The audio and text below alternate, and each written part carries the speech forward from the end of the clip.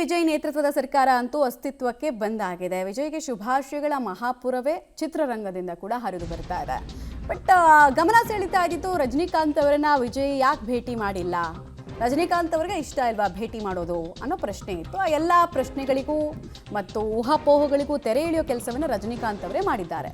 ನನಗೆ ವಿಜಯ್ ಬಗ್ಗೆ ಯಾವುದೇ ಅಸೂಯೆ ಕೂಡ ಇಲ್ಲಪ್ಪ, ನಾನು ಸಾಧನೆ ಮಾಡಿಲ್ಲ ಅಂದ ತಕ್ಷಣ ಅದನ್ನು ಅವರು ಮಾಡಿದ್ರು ನಾನು ಜಲಸಿ ಪಟ್ಕೊಳ್ಳೋ ಕ್ಯಾಟಗರಿ ಅಲ್ಲ ಅನ್ನೋದನ್ನು ಹೇಳ್ತಾ ಇದ್ದಾರೆ. ಯಾಕಂದರೆ ಹಿಂಗೊಂದು ವದಂತಿ ಕೇಳಿ ಬರ್ತಾ ಇತ್ತು. ಆಮೇಲೆ ಅವರೇ ಸ್ಪಷ್ಟನೆ ಕೊಟ್ಟಿದ್ದಾರೆ, ನಾನು ರಾಜಕಾರಣದಲ್ಲಿ ಸಕ್ರಿಯವಾಗಿಲ್ಲ, ಈ ಹಿಂದೆ ಕೂಡ ಪ್ರಮಾಣ ವಚನ ಸಮಾರಂಭಕ್ಕೆ ನಾನು ಹೋಗಿಲ್ಲ, ಇದು ಫಸ್ಟ್ ಟೈಮ್ ಹೋಗಿಲ್ಲ ಅನ್ನೋದು ವಿಚಾರನೇ ಬರಲ್ಲ. ಈ ಹಿಂದಿನ ಪ್ರಮಾಣ ವಚನ ಕಾರ್ಯಕ್ರಮಗಳಿಗೂ ಕೂಡ ನಾನು ಹೋಗಿಲ್ಲ ಅನ್ನೋದನ್ನು ಹೇಳಿದ್ರು. ನನಗೂ ವಿಜಯ್ಗೂ ಪೀಳಿಗೆ ಅಂತರ ಇದೆ, ಮೈಂಡ್ ಸೆಟ್ ಚೇಂಜ್ ಇದೆ, ಜನರೇಷನ್ ಗ್ಯಾಪ್ ಇರೋದ್ರಿಂದ ಅನ್ನೋದನ್ನು ಅವರು ಫ್ರಾಂಕ್ ಆಗಿ ಒಪ್ಕೊಂಡ್ರು. ವಿಜಯರಿಂದ ತಮಿಳುನಾಡಿಗೆ ಒಳ್ಳೆಯದಾಗಲಿ ಅಂತ ರಜನಿಕಾಂತ್ ಇದೇ ವೇಳೆ ಮುಕ್ತವಾಗಿ ಹೇಳಿದರು. நான் முதலையே சொல்லியிருக்கேன், நான் விஜயை நான் இதை கம்பேர் பண்ணிக்கிட்டா அது எனக்கு நல்லதில்லை, கெட்ட பேர். விஜய் என்னை பற்றி கம்பேர் பண்ணிட்டா அவருக்கு நல்லதில்லை.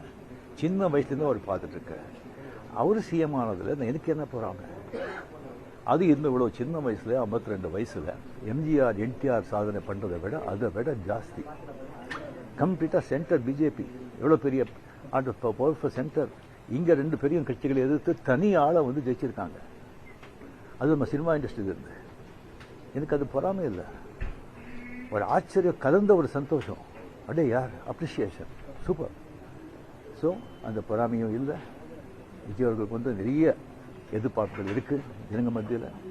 டெஃபினட்டாக அந்த எதிர்பார்ப்பெல்லாம் அவரை சந்தித்து மக்கள் நல்லது செய்வாங்கங்கிற நம்பிக்கை எனக்கு இருக்குது. அவருக்கு அதிக வாழ்த்து. நான் முதலையே சொல்லியிருக்கேன், நான் விஜயை நான் இதை கம்பேர் பண்ணிக்கிட்டால் அது எனக்கு